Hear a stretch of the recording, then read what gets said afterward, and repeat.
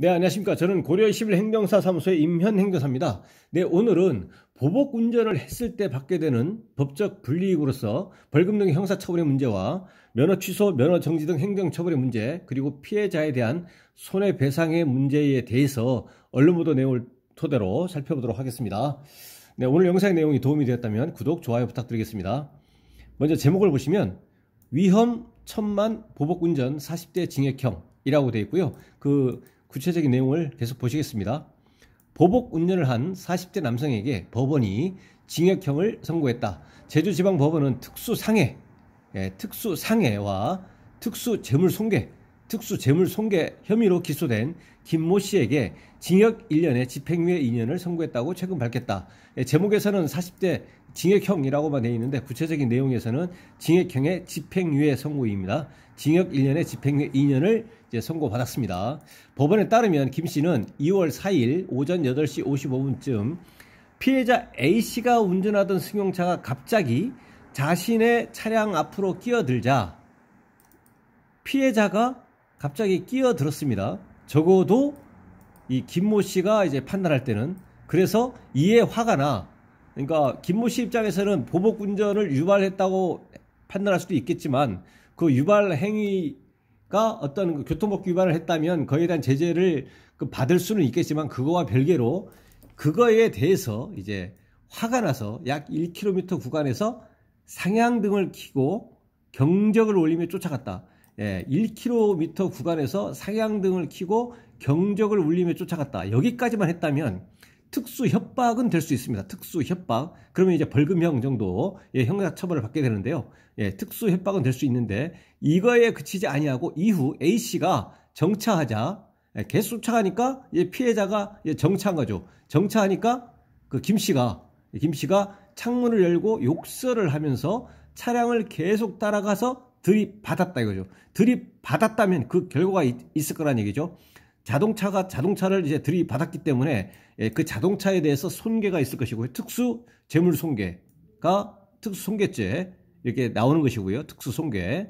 그 다음에 이에 대해서 이제 그 인적 피해가 발생한 겁니다. 이 사고로 피해자 A씨는 2주 진단, 2주간의 치료를 요하는 병원 치료를 받았다. 그래서 인적 피해가 있는 거죠. 그래서 특수상해, 특수재물손괴, 특수손괴가 되는 겁니다. 이 두 가지가 되는 것이고요.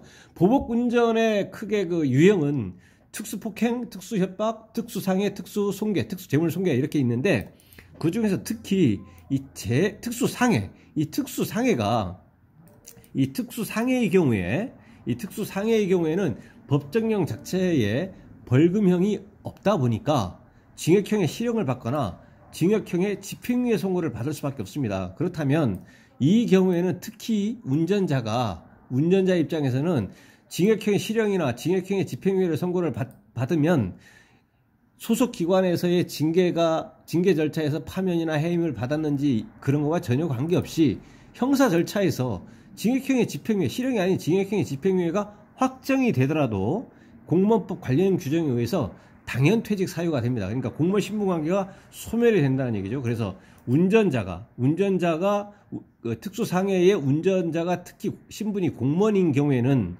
이제 기소가 돼버리면 검사가 기소를 해버린다면 징역형이나 집행유예 선고가 유력하기 때문에 그 전에 검사로부터 뭐 기소유예를 받는다거나 그렇게 하는 것이 적어도 공무원 신분에 있는 운전자 입장에서는 이제 그 뭐 가장 바람직한 결과라고도 볼 수 있습니다. 그래서 형사처벌의 문제는 이렇게 말씀드렸고요. 그 다음에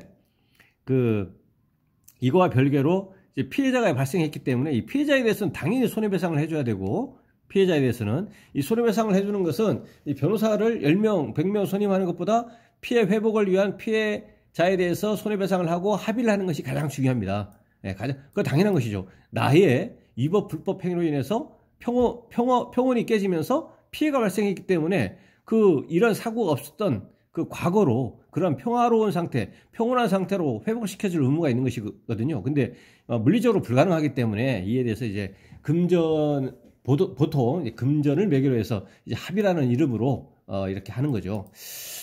그리고 이제 행정처분은 이제 법 규정은 구속이 되면은 면허 취소가 되는데 구속이 되지 않는 경우는 이제 100일 정지로 되어 있습니다. 그래서 100일 면허 정지 처분이 대상이 될 것이고 100일 면허 정지에 대해서는 이제 특별교통안전교육 도로공단에서 그래서 1차 교육 받으면 20일 감경되고 2차 교육 받으면 30일 감경돼서 최대 50일까지 감경받을 수가 있습니다.